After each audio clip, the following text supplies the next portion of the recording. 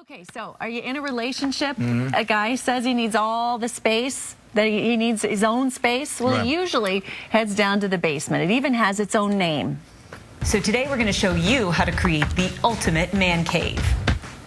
Yep, our friend Roni showed us man caves a few months ago. But you know, women also need their own space. And Carolyn Bushong is a marriage therapist here in Denver, the author of The 7 Dumbest Relationship Mistakes Smart People Make. And she's here to talk about how women need their own space too. I like this, Carolyn. Yeah, well, actually, it was your idea too. That's why I like it.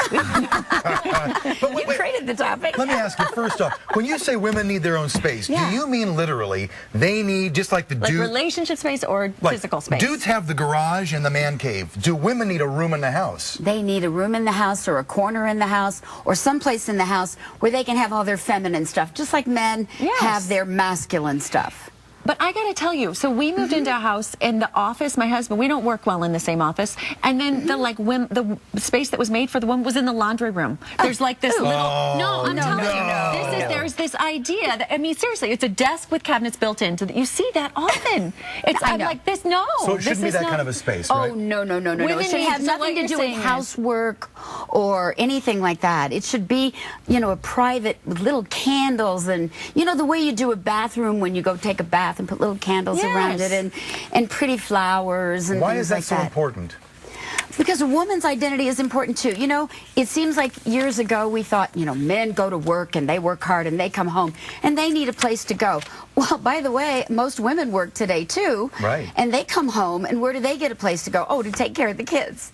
Should you make some time? Our producer Erica just got married. They live in a little itty bitty place, so you don't get a lot of alone time. 40 square feet. How much? 640 600 square feet. 640. Where do you go to the bathroom?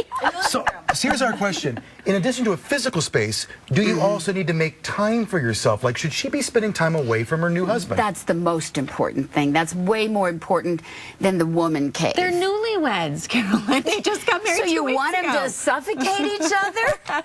So how much time? And what do you mean? Find something you like to do by yourself? Right. Well, do hobbies. First of all, have some hobbies where you go outside the house, whether you play tennis every Monday morning or you garden. That's one of the things I do, is that I garden. So my guy can even be there, and I have 2.5 acres at my house, and so I take off and start gardening. Doing your own thing. Doing my own thing for a couple of hours. How about the time with the girls, Yeah, though? You know, girls' the night out. girls' night out. That's a really, really important one. And what I suggest is that you do girls' night out and you tell him to do a guy's night out. Now, see, my guy just moved in with me. We've been together 25 years. Oh. And he just moved in with me. So the other night, I took my own advice. And I said, hey, honey, you know, I go out on Wednesday nights with the girls, and you often do something then, but could you do it a different night? Oh, really? So you have more space? So that I need a night at home alone. Got it. Just to hang, do whatever I want to do. Maybe I'll do my laundry, maybe I won't do anything. But you should talk to your spouse about this, because I imagine feelings could get hurt pretty easily. I might get my feelings hurt if my partner said to me, I want to go out tonight and I want without you. That could hurt feelings, right? Well, it also depends on where you go. I mean, my guy knows I hang with my girlfriends in you know, at a karaoke bar, which is not very threatening.